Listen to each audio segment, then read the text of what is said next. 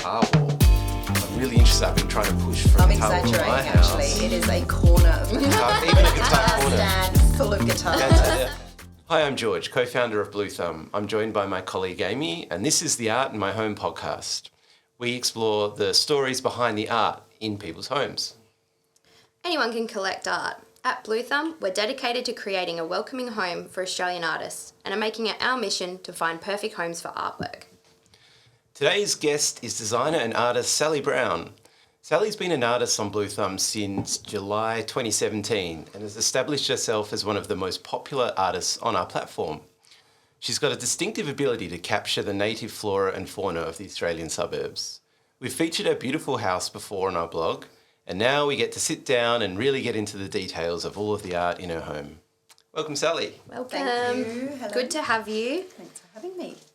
All right, Sally. So, from our past home collector blogs that we've done on you, we've seen your beautiful Federation brick home, lounge littered with guitars, paintings on every wall, and plinths displaying sculptures that make the space feel a bit like an eclectic gallery. But how would you describe your home to our listeners? You're right. It's a Federation house at the front. It's actually a bit like like the hairstyle, the mullet. Yeah. It's a bit, Yes. At the Party front, out the back. Totally, yeah. So the front is kind of Federation. Actually, no, it's kind of the other way around. So party out the front. The front is a bit ramshackle. Yeah. And then it was built in 1911. And then in 2011, we extended the back and put a big sort of contemporary box on it. Fantastic. So I love that sort of mix of old and new. Old and new architecture, and how would I describe it? Well, you come in. Let's walk you through. You come in the front door. It's bright. It's like a bubblegum pink. Love. The front door. Love. It's a crappy front door, but it's been painted a really cool colour. And then there's quite a long hallway, which is just white, and it's absolutely chock full of art. It's like really eclectic. On the right hand side, there's a portrait of my husband and a portrait of my dead cat that one of my friends from art school did, and then on the other side there's artwork by my young children, and there's a James Needham piece, there's a Connie Anthers piece, and then it just you get into the end of the hallway, and there's a plinth with a sculpture on it, a tyre sculpture by the artist Mark Swartz, Sydney artist Mark Swartz. And then you go around the corner, and then there's a big room with cathedral ceilings. It's got a wall full of guitars, different guitars. My husband collects guitars, and big zebra rug, kind of rock and roll furniture that I've picked up on eBay over the years, like vintage 70s coffee table and interesting chairs. Yeah, it's a grotto. I'd describe it as the short answer to that is yes, it's a very eclectic home. Yeah. Fantastic, a grotto. I love that. I know is there's a grotto in the Playboy Mansion. I don't even know what it is. It's an art grotto in Sally's house. Yeah. Fantastic. What's a tyre sculpture? We were at when we first moved it, we first bought that place in 2007, and we just went to a local gallery opening just in St. Peter's called Tortuga Gallery, and there was an exhibition on, and there was an artist there making sculptures out of tyres, and the one that we have is like a raven, a bird, but my husband also bought, because he's just insane as well and loves a purchase, he bought a life-size gorilla. Really? We had to give it back to him recently because we just don't have the space for it. So we bought it and then donated it back because 6 foot. Yeah. Get out. Wow, that would scare off burglars. Yeah, and heavy, I imagine. Yeah, as well. really heavy. Yeah, it was on wheels, but it was Gosh. it was cool. It was a cool piece, but we live in the inner west of Sydney, so the house I'm describing sounds quite big, but in reality, you need the space. It's not a great understandable. Big house. Not big enough for a gorilla. No, but I can't imagine many would, so it's fair enough. I didn't see, because we did a blog with there's lots of great pictures of your house a few years ago. I didn't see the guitar wall. I'm really interested. I've been trying to push for a I'm guitar wall in exaggerating, my house. actually. It is a corner of the house. Even a guitar corner. Stand full of guitars. Okay, yeah. And so much so that I actually am pricing up how much it's going to cost to build an attic room because we can't move now for art and guitars. We drive a shit car, but we have a lot of art and guitars. Fantastic. I thought you were going to say pricing up how much you could get for them on eBay. I hadn't actually thought about that. No, not the art. So you mentioned a couple of pieces already. I think a James Needham, Yep. a gorilla you gave back, a Thai sculpture. What are some other pieces in there that are your favourites or mean a lot to you or that you love that are in your house? Let me think. Like they all mean a lot to me. I love how he's like calling it a collection. I don't really think of myself as a collector, if that makes sense. It doesn't really, a collection sounds like something organised. Yeah. And mine is a bit disorganised. It's just kind of impulsive and stuff. So, yeah, I love all the pieces in the collection. I guess my favourites, there's a few favourites. I've got a couple of works by an artist called Kyle Morrill, who's primarily, I guess, a drawing artist, very gestural, very abstract, quite minimalist, monochromatic drawings. I've got 3 works by him. I love those. I've got a work by Brendan Kelly, which is a really big piece that I love, which again is kind of a similar style, I suppose. It's quite minimalist and gestural and drawing and high contrast. There's a really cracking Stuart Cole work that I've got that's beautiful colours, just stripes, really, really stunning. I have some ceramics by a Japanese artist called Hikaru Masuda. She does these really gorgeous bears. They're just adorable, and my heart goes fuzzy every time I look at them, like I've got a bear vase. Who else is in the collection? Oh, Michael McIntyre, who's a really great Aussie artist. Oh, and as you walk down the hallway, probably the biggest work that we have is by a New Zealand artist. It's a really intricate woodblock, and it's enormous. It's of a really large scale. It's about 2.5 metres by 70 centimetres woodblock. Yeah. There are only 12 in the edition, and it's a figure work, and the hands are really intricate. That's by Sam Harrison, who's a pretty cool artist that we found in Christchurch. It's actually one of the first pieces that we bought. And you got that from their 2.5 metre sculpture here. Yes, how might that travel? How's that? How did that arrive? So we went and bought it. Okay. So my hubby and I, we're not really big on gift giving. Sure. But one of the things, when we got married, we decided that let's not do anniversary gifts and all that crap, but let's just buy a piece of art each year. Our budget's so about... nice. Yeah, it's I pretty love cool. that. So since 2005, we started off just kind of spending just $1,000 or under. And I guess we still do. That's still kind of our budget. Sometimes it goes up to 2 or 3. But yeah, nothing over $5,000. Some of the stuff in the collection now is worth quite a lot more than $5,000, but when we bought it, we often buy works from emerging artists or grad shows or kind of, fresh out of uni or friends. I'm really lucky in that, being an artist affords you lots of swapsies and lots of... Yes, I was going to ask about that, So that's how that came to be. That's so nice. So that's almost 19 years of anniversary art. Oh my God, is it that long? Well, you said 2005 actually. So Yeah, it is. I guess it is. Fantastic. Yeah, well, that's why there is so much. And that's why it is a grotto. Would you say your collecting first started around then? Was it once you met your partner, or...? I think I've always had bits and bobs just from, I left school at 16 and went to art school, so I've always had friends' paintings on the wall and swaps and stuff like that. But I guess, when we got married and decided on the anniversary gifts, that was probably the point at which we decided, that it was a bit more formal, like we're actually going to plan and buy stuff.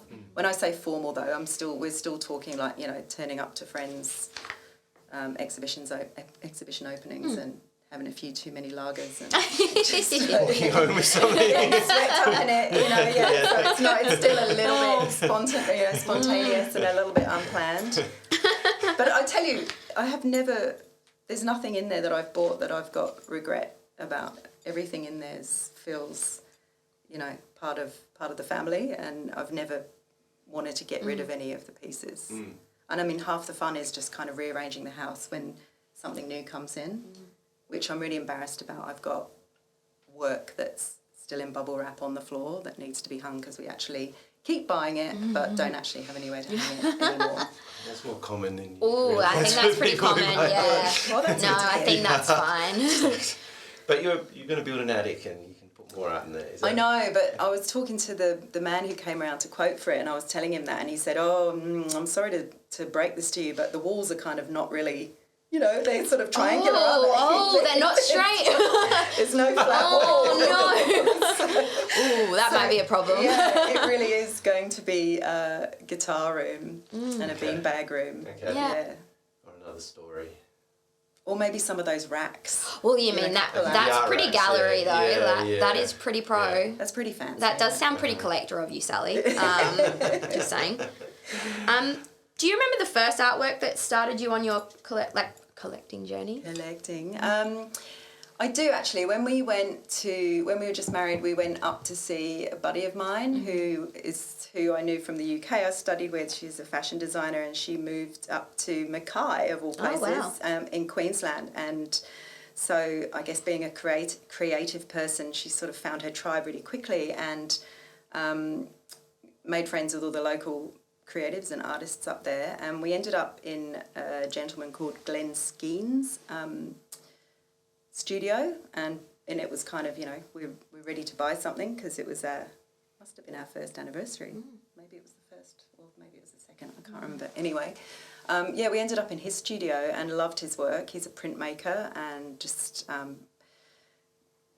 the work that we fell in love with was kind of, how do I describe it? It was like it's almost like a 3D wall work with sections, and each section he'd made, like there was a hole and he'd made these sort of gift tag. Oh my God, I can't describe it. It sounds interesting though, down the rabbit hole with that one. But on the video we can I'll show show a picture of the scheme. So Yeah. I'll start that again if you want. So we ended up in his studio and purchased a piece from him, and loved that piece. It's beautiful, and that sort of kicked us off. Love it. And that was when? It must have been around 2005, Yeah. 2006. Yeah. And how do you balance hanging art from artists and artworks you love versus your own art or your kids' art? You're an artistic family. You've only got a certain amount of wall space. How do you... Look, I don't actually choose to hang much of my own work. It's more storage. So some of the really big pieces of work that are on canvas, because I've been sort of exploring, I've been doing less works on paper lately and more big works on canvas. They're just a bugger to store, so they're safer up on the walls. So I've been living with some, 2.5 metre paintings at the moment. Look, the house is just full of nails on the wall, and it's just a revolving kind of storeroom / display room. I do have a nice little salon hang and big thing going on in our bedroom. That's, because there's built-in wardrobes on one side, I don't really get the option to put much else in there other than what's already hanging. But for the rest of the place, it's a revolving gallery. Love. So nice, Love the idea of it. I never really move furniture. I never rearrange my house enough. I love that you kind of, because when you rehang art, the house is suddenly new. That's things exactly are new right. Again, right? Yeah, 100%. And I think part of the fun is just actually, it's almost like I haven't actually started with a plan. Like the art is just kind of a bit accidental, if you get my drift, and it's only in the hanging of it that it really kind of feels cohesive and comes together. So I've never ever bought anything and gone, I've got a space to fill, or I've got a colour that I need. It's just, there's just some, I can't explain it, but there's an emotional connection between the work or the right timing or whatever, or like I said, a couple of wines at the opening and boom, it's purchased, and then I just have to find a place for it. So, Move something in you, and then it's got to find a home somewhere. Yeah, absolutely. And we still can't stop. Like, we've said no more art. And, and then I have a client of mine who tells me that every week, and then the next week I just see something sold by or purchased by her, and I'm like, she's like, I'm not done yet, I lied. Need a bigger house. Yeah. We hear that sometimes. Yeah. Need a bigger house. I know, right? That would be great. But I think there's something beautiful in, like, you know, you continue to purchase and then you kind of change your hang, and I think when you hang different artworks next to each other, maybe it gives it a new lease on life on other artworks, and just seeing them hang next to each other, you're like, oh, I didn't realise that kind of colour tone comes out hanging next to that other artwork. Yeah, that's right. Yeah, it does. So you said you've never regretted buying an artwork. Yep. Have you ever missed one that you've like, oh, I should have got that? Oh no. Is there a regret on not buying an artwork? Oh, let me think. Yeah. Years ago, when, like, in the late 90s, I was in a few group shows at this gallery called Global Gallery in Paddington, and I was in a group show. One of the artists who was also renting space there was Martine Emder. You know, beautiful underwater, stunning, amazing painter, and it was before she was represented, and it was, oh God, the work was about, it was not expensive, but it was at the time when I was kind of in my early 20s, and so not expensive now was a lot of money then. Groceries, and I was or an artwork. exactly, Rent. am I going to pay the rent, or am I going to buy this beautiful painting? And unfortunately, I didn't make the leap, and I sort of regret that. But no, not really. Yeah. Do we dare ask if you've got a favourite in your collection? I do, actually. And it's one of my daughter's paintings. Oh, that's nice. Yeah, that's lovely. Is there So one on your phone? no, we've got a few cat paintings. That is one of my favourites, but she sold that. She won an art prize and sold it. Yeah, she wouldn't let me. She didn't want to keep it. A lady offered her a couple of $100 for it, and she was like really excited. So no, both my girls are really amazing artists. But Honey did a really big.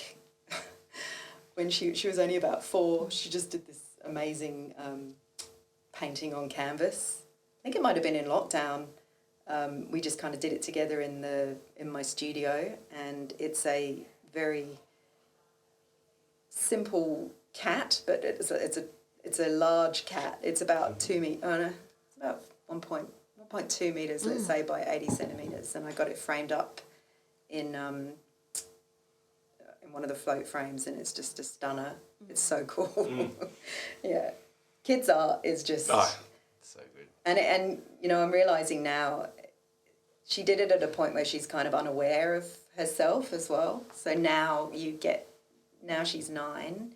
You ask her to do something like that, you know, please. Like, she's like, what do you want for your birthday? I'm like, please, can you paint me something else? And, you know, and I've got the paints out for her, and I've got the canvas primed, but she's too self-conscious or too trying to do it too much now, whereas there's a certain... freedom there's a really to it. small age group where, you know, the painting is just so expressive and so honest, and it's not self-conscious. Yeah. So I'm really glad I've got that work.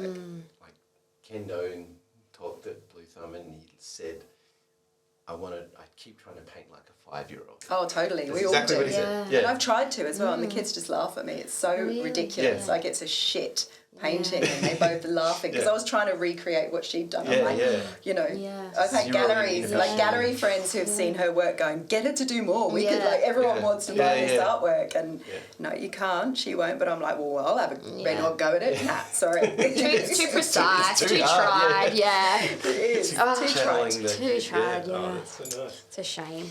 If you had a blank check, what would you buy? Is there anything at all?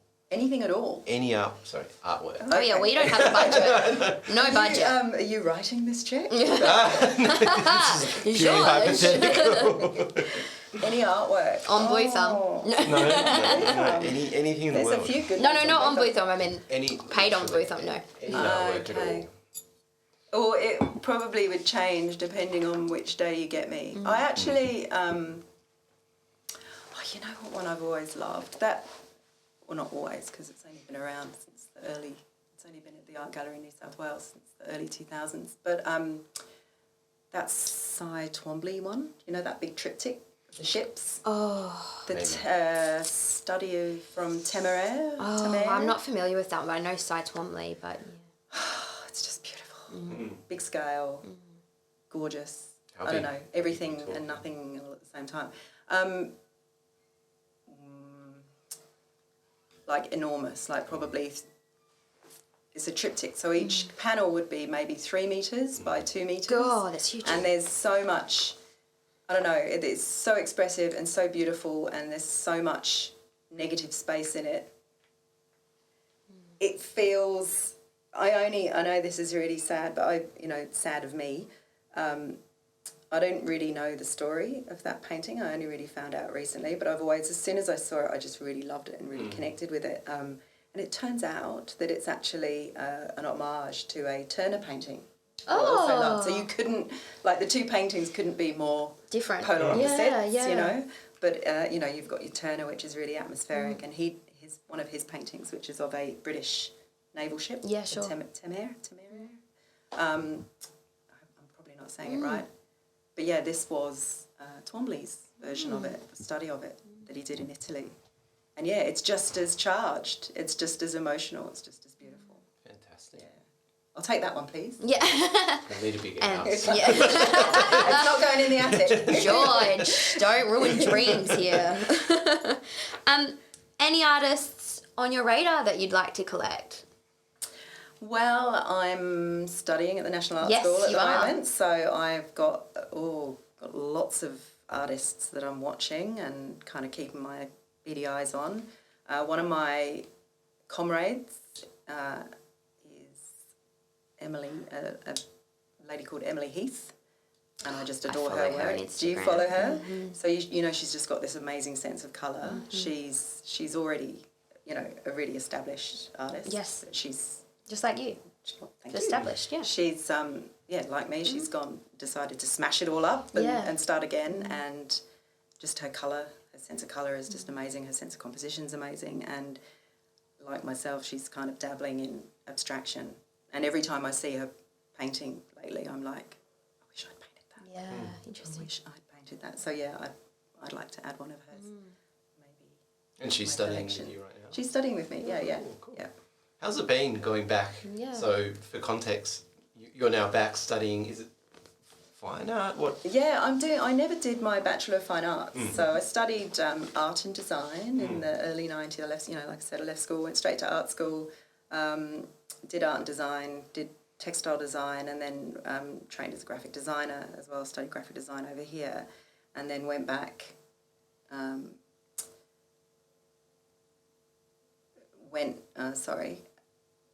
that again. Yeah, kind of, I feel like, I should have always done the fine art, but the sensible person on my shoulders just said, get a job. You can't, back then it was a lot harder to make a living from being an artist, so I decided to do the sensible thing and get a trade and go do graphic design, and then here we are, you can't keep it. You can't force it down. As you know, I started painting again in about 2015 and joined Bluethumb in 2017. And, sorry, what was the question? How am I finding it, or why did I do it? I like How is both. it? I'm curious about both actually, Sally. Well, So I'm finding it awesome, but also quite terrifying. Sure. But I knew that it would be terrifying, and that's why I'm running at it. So I felt like my work was getting a bit formulaic. Sure. And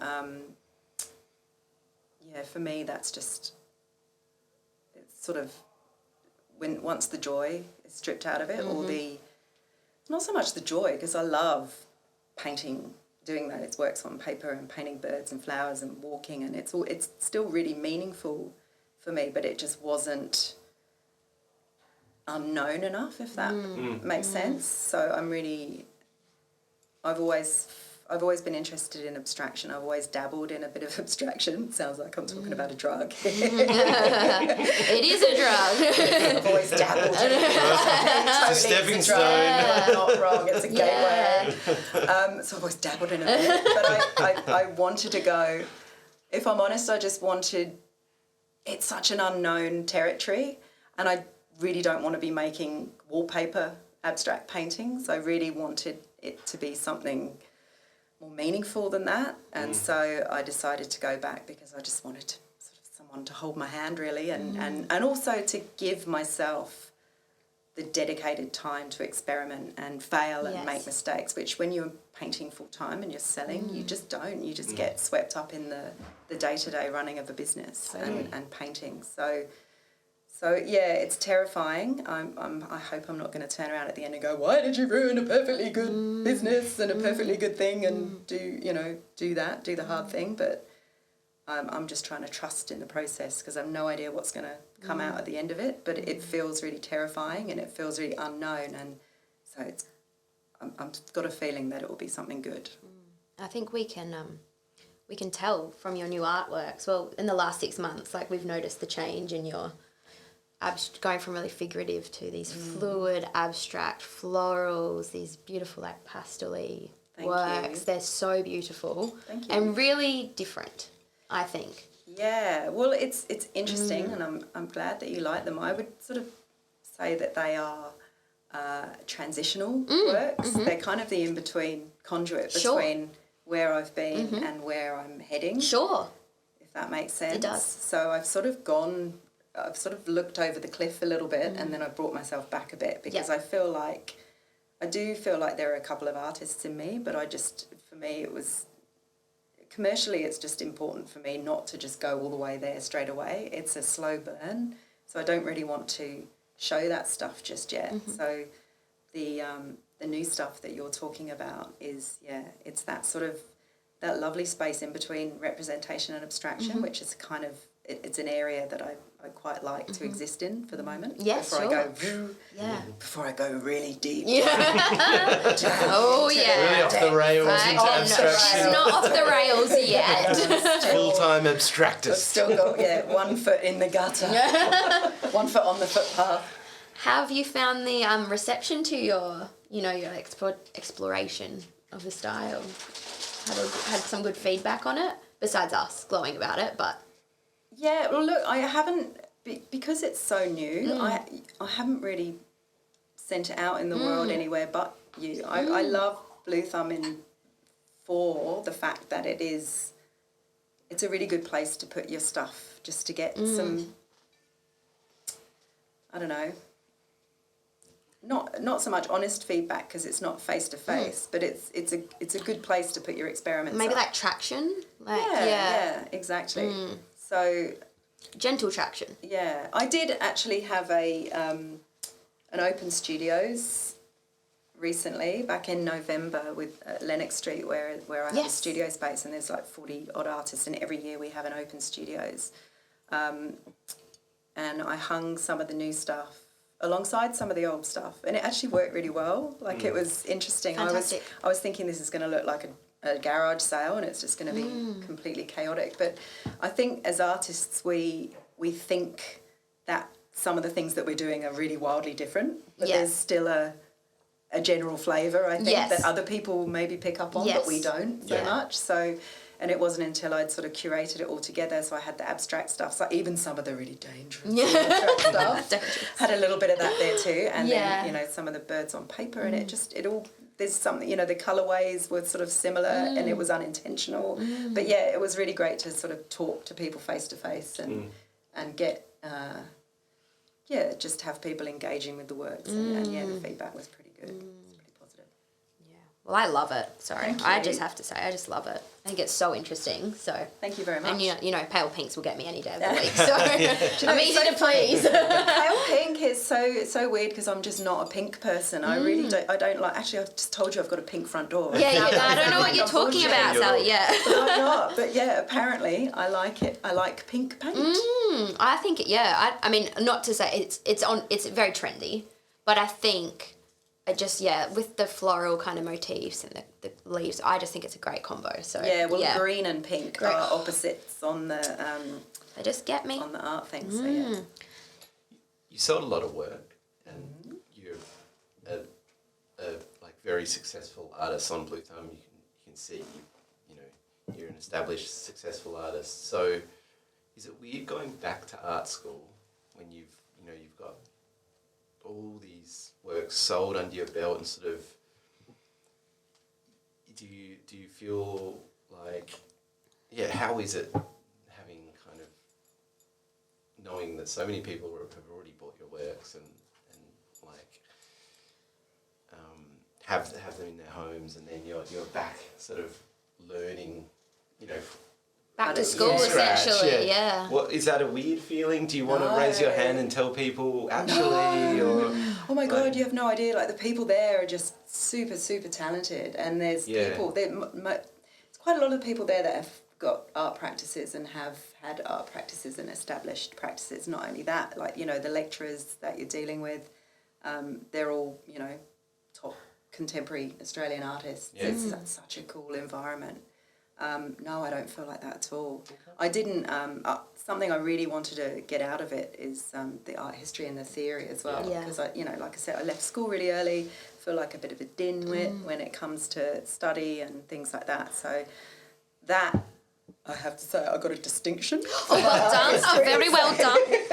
So I'm really delighted by that. But no, I don't feel like I'm starting again. Well, I am starting again, but in a positive way. Like, I think, the whole reason for me going to art school is because I'm in for the long haul. I'm not doing anything else for a living. This is it now, and I'll be painting until I drop dead. So for me to have a sustainable practice, it's just bolstering that as far as I'm concerned. That's a great description of it. A little bit of a shake-up as well. Totally, yeah. And it's keeping me fresh. And it's all, I never ever want to get to the stage where I think I'm sorted and I've got it. I've got this, under control. It's always slightly out of reach, or it needs to be always slightly out of reach. Otherwise, it's cooked. Yeah. Yeah. I think accepting, like, adapting to a new style as well. That's, like, you, as an artist, I think, I look at a lot of portfolios on Bluethumb in particular. You just look at people's growth over the years, and people have changed and adapted. And I think when you accept adaptation, then you're kind of like, I think that's where you are most successful, that you're willing to make some changes and grow in that sort of way. So yeah, and hopefully the collectors want to join you for the journey. Yes, yeah. back on collectors. I love that you have that kind of let's buy a piece or 2 pieces every year for the anniversary and start a collection that way. For someone literally buying their first artwork, starting a collection, would you have any advice? Like, so far it's sort of, you've talked about how you've kind of grown all the art in your house. If I was about to buy my first piece, what would you say to me? Buy it.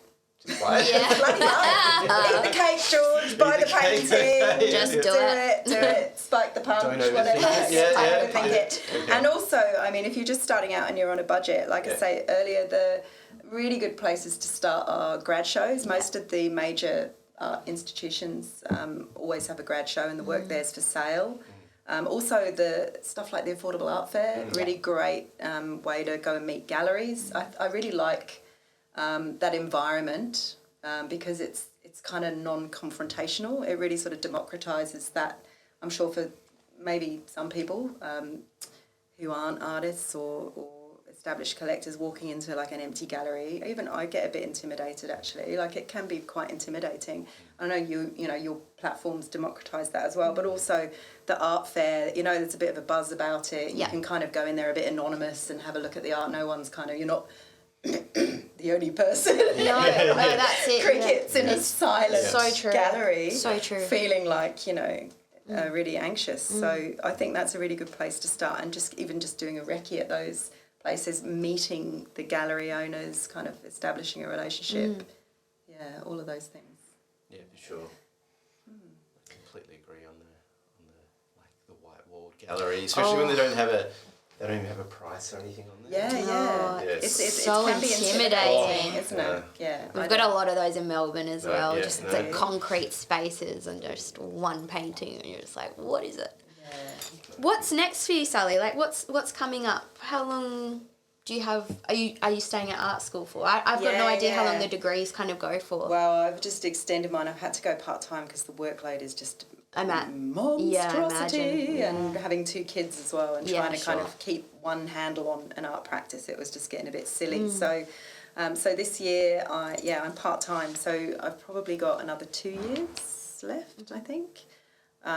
Is it a 3-year degree? It was a 3-year degree, but I'm sort of pushing it out to 4. Yeah, sure. Maybe 5. Next on the agenda, I'm really excited. I'm going back to Hill End for the Margaret Olley Drawing Week, which is like a week-long residency with the art school. And last year that was awesome and did some really great work. Got loads out of that. So, I'm feeling a bit.